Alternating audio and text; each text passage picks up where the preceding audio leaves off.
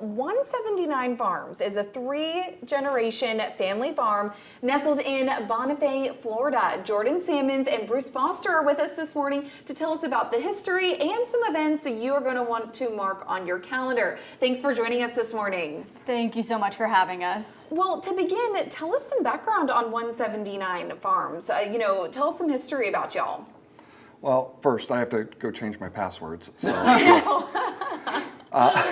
So my wife and I spent a lifetime in the business world, and back in 2021, we sold the last of our businesses. We decided to travel the country.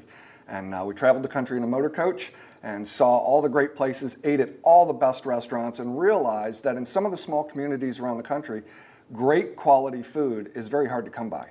So we decided to make it a mission to bring the highest quality products to the local communities at a price that is reasonable for the marketplace. Sometimes when you go to fancy 5-star restaurants, you can spend $100, $200 for a great steak. There's no need for that. We're going to bring high quality products. We are bringing high quality products to our local community at prices that are reasonable and more closely aligned with their grocery store prices.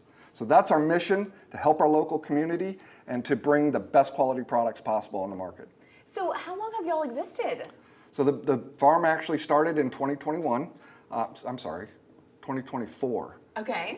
So it's about 2 years, a little under 2 years right now. We've jumped through all the governmental hoops to get all of our licenses, all of our food licenses. So we're now able to sell all of our products, both commercially and locally. So we're excited. Well, let's talk about some of your products here. I know you've brought some of that with you today. Tell us about what you offer and show us some of these products. So our big selling point is that we have the best pork in the entire world, and we have our first processing coming up. We're so excited about being able to process our Iberico porks and being able to bring them to the community. We're kind of averaging between 20 and 40% under market value because there's no reason that fantastic food should drain your wallet. Yeah. So a lot of what we have here are more ancillary products. We want to be a zero waste farm, so we have whipped tallows that we kind of use in place of neosporin, bug bites, moisturizer, poison ivy and oak for our oils and stuff, because we want to pay as much respect to our community and our animals as possible, and we don't want any of it to go to waste. Our extra eggs, usually will make some meringue cookies. Oh, They're yum. awesome. They're awesome. Out of our egg whites, I'll make homemade pasta out of the egg yolks, both chicken and ducks, because we have all sorts of animals. And we actually have a few persimmon trees on the property as well. So as a way to make up, how are we going to use all of these persimmons? Started cooking them all down and started making some compotes out of some of our fruit that we have on the property. Yum. That all sounds, honestly, the food items you mentioned sound delicious, for sure. We wanted to bring some of our Iberico pork to the studio. But unfortunately, they tend to make a mess when they walk in, and we weren't sure how you were going to feel about live pigs walking through the studio. That may have been a little tricky to have some live pigs in here. They're for cute sure. and they're really friendly. Yeah. But it would have been a make a mess in the process. They would have made a mess in the process for sure. Wow. Well, what do y'all enjoy about doing this and having this farm and sharing it with other people? I think the greatest joy is being able to have my wife and I's children and our grandchildren on the farm with us, learning the valuable lessons associated with hard work, dedication, community support. And I think being able to share that story with people is probably our greatest joy. And tell us how people can get your products. I mean, can they come to the farm? Do you have a website? Tell us about that. So we want to be multi-platform, so you can reach out to us on really all of the major social media platforms at 179 Farms, our website, 179farms.com. My personal phone number is the one listed on there, so you have direct contact with us if there's any questions. If you want to Google us, we're on Google. And then you can also come to the farm. We have a little storefront out front where you can get eggs, some of the extra products that we have, more ancillary items. And if you want to say, hey, I want to buy one of your pigs, we can customize it for you, how you want that processed, how you want it grown out, and how you want it finished as well. And you mentioned you have duck eggs and chicken eggs, so both of those kinds as well? Yes. Okay, yes. so can people buy those by a dozen, that kind of thing? Absolutely. Chicken, duck, eventually turkey. Not quite there yet. Oh, I've But not yeah. ever tried a turkey egg. So the eggs are available by the dozen, as many as people want. We do sell out on occasion. We have a very robust flock, but we do sell out on occasion. But yeah, they can come by the farm. Farm tours are available. They are child friendly. We have some really friendly animals that like to play, and it's a good time for everybody. Oh, I love the idea of a farm tour. I mean, what would you say are the benefits of a family coming out or a group coming out and taking that tour to see the farm there in action?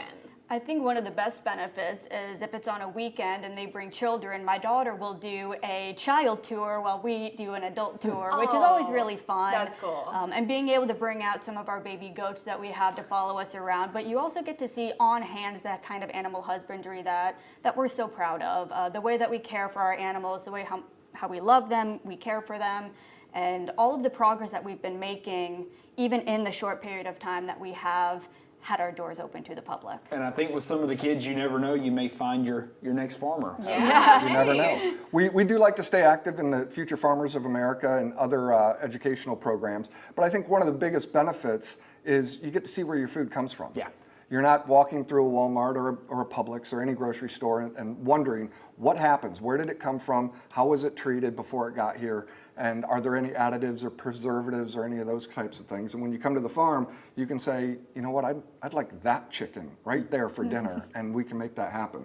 Well, what would you say is why is it so important to support farmers like y'all with that farm to table food production aspect in mind? Why do you think that's so important to have that support? Well, I'll get a little personal here. My daughter has a very severe dye allergy, and so from a young age, we realized how much is in food that we don't know about.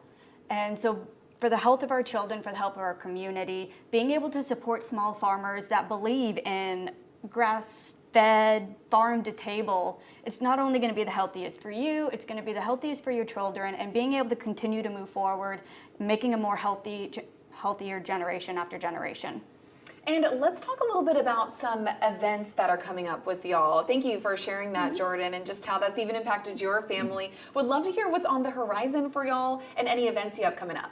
So the greatest thing we have coming up is our first Iberico pork processing. If you're not familiar, Iberico pork is the Wagyu of the pork world. It has a higher concentration of oleic fat, which allows for that great moisture to go through the meat, and it produces a product that is far superior to anything on the marketplace. Those processing dates are coming up starting in December, so all of that product will begin to be available to the consumers. We also have farm tours that are scheduled from now until early spring.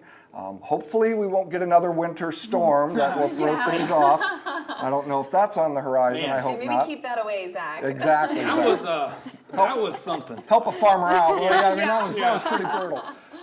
And then other local community events that are all around Bonifay and Holmes County in Florida. But we are only about 45 minutes south of Dothan, so we would encourage everybody to come out to the farm and give us a call and come take a look. Yeah. Okay, great. Well, thank you all so much for everything that you shared about 179 Farms. Is there anything else you'd like to add that we didn't touch on what's ahead for y'all, or why you'd encourage people to come and check it out? Well, I think the most thing is check us out on our socials.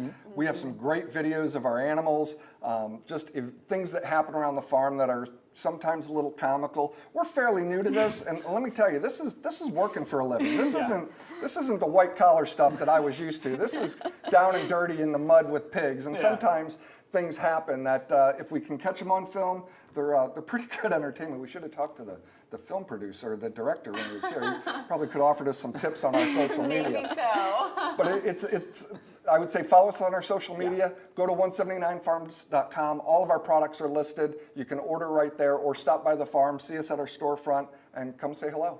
Okay, great. Well, one last question for you. We want to have just a little bit of fun here. You know, in the spirit of Thanksgiving next week, what are you both thankful for? We'll start with you, Jordan. Oh, I'm so thankful that I get to raise my children around family, showing them what it means to work with animals, and they're going to learn life lessons on the farm and being able to spend time with their grandparents that they just wouldn't where my husband and I moved from. So we're very grateful for the opportunity to be here with our kids. I love that. And what about you, Bruce? Well, first of all, she just called me a grandfather on television, so you'll pay for that one later. I would echo that. Having our son works down in Panama City, our daughter's on the farm with us, we have our grandkids, family, community.